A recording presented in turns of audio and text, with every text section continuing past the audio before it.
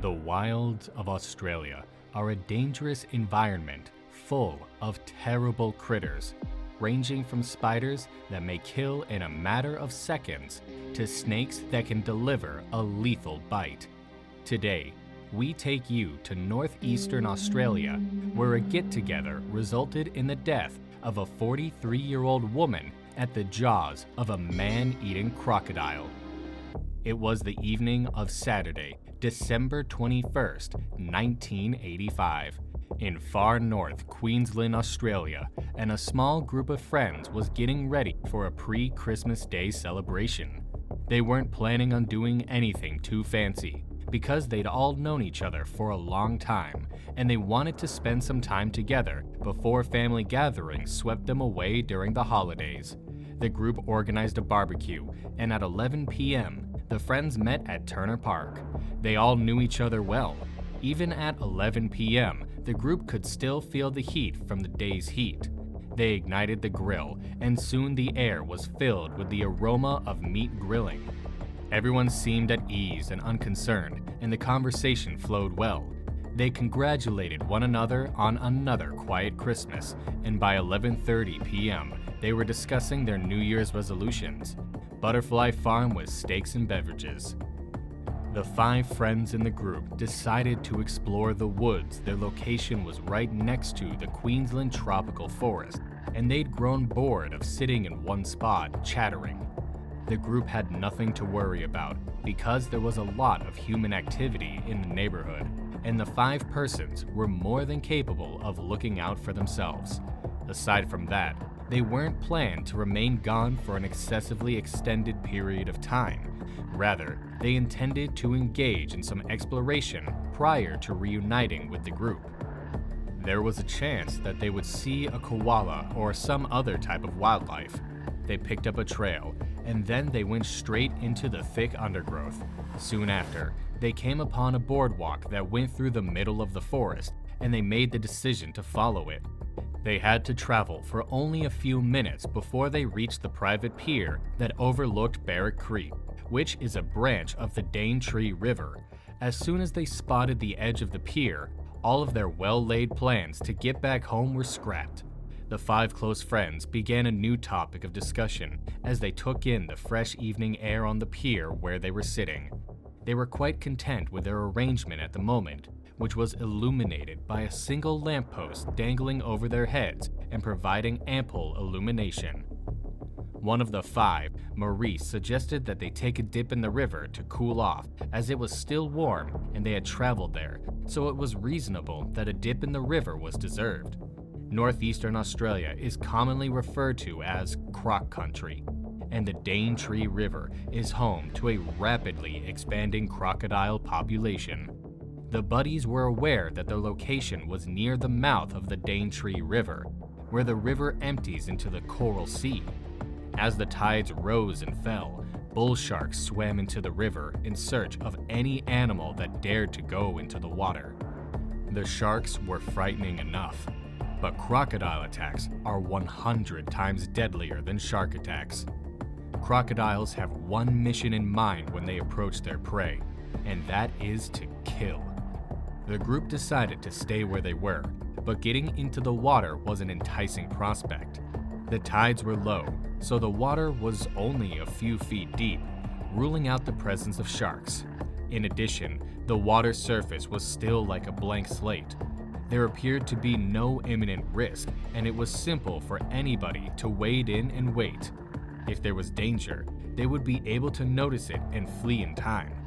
Maurice stole his boots and jumped into the water. He kept near to the edge, took a fast circle around the pool, and then raced back out as if someone was on his heels. Despite the fact that the night was warm, Maurice began to tremble. Every nerve ending in his body was tense, and chills prickled his skin. And the worst thing was that he couldn't explain why he suddenly wanted to get the hell out of there. Something just felt off, and he couldn't put his finger on what it was, trying to keep his emotions in check.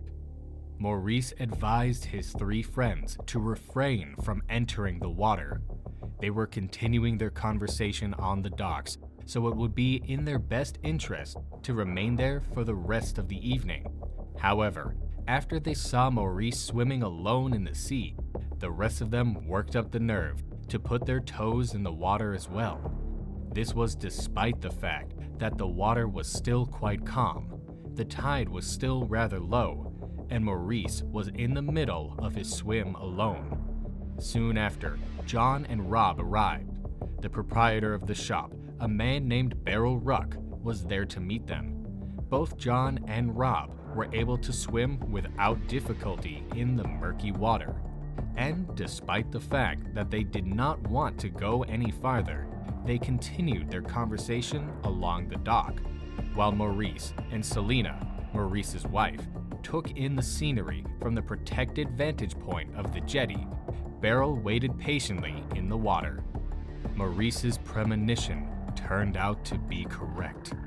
A terrible beast was following them about in the blackness, unbeknownst to the rest of the party. Night and the stillness of the water, just out of reach of the lamp's soft glow, lay a massive crocodile file in the darkness, and the animal had no problem camouflaging with its surroundings. It remained hidden beneath the surface of the water, away from the weak scope of unsuspecting human eyes. Its movements were calculated so as not to shake the waters, and it had its sights set on the group as its dinner. Slowly, patiently, the predator moved closer to its prey, John and Beryl. The predator moved closer to its target in a methodical and careful manner. Both John and Beryl had no notion that they were the targets of a manhunt. Suddenly, the night went still, and the insects and nocturnal creatures in the jungle stopped moving. It was almost as if they were aware of what was going to happen and were holding their breath in morbid expectation. John's spine and dread covered him like a cold blanket on an even colder day. It was the same feeling Maurice had just felt moments earlier. Even though John wasn't exactly sure what time it was, he was aware that he needed to get out of the water. Instantaneously, he rushed for the pier, reaching out to grab the wooden podium, but before he could even raise himself, the water blasted all around him, sending him flailing and crashing into the ocean. Immediately, he jumped into the water. In the midst of his disorientation and terror, water flew up his nose, into his mouth, and even into his eyes. Beryl's eyes were wide open, and her mouth was open like she wanted to scream, but she had forgotten that the crocodile had pulled her under the water before she could even try to scream. His friends on the pier could see what was going on, and what they witnessed was a horrible sight. A huge crocodile of about 17 to 18 feet in length was right in front of them. On December 22nd, 1985, Beryl Wruck disappeared, never to be seen again. Not only were Beryl's friends mentally and emotionally scarred for life, but they also had to tell everyone what had happened to the unfortunate woman and feel bad about what they had done. If they had stayed on the farm with the others or spoken until midnight before going home, maybe she would still be alive. A few weeks later, a large crocodile named Big Jim was killed nearby. In 1985, the arm of a woman was recovered in Big Jim's stomach. DNA technology wasn't very advanced at the time. Therefore, it was thought that the arm belonged to Beryl Wruck, a 43-year-old shopkeeper. Attacks by crocodiles happen more often than attacks by sharks because stupid people disregard all warnings and keep going into croc territory. The sad story of Beryl teaches us something essential. Don't swim in unusual waters, especially at night, and don't meddle with nature. And that's all for today's video. We hope you enjoyed it and learned something new. Don't forget to give this video a thumbs up if you liked it, and subscribe to our channel for more content like this. Also, Let us know in the comments section below what you thought about this video.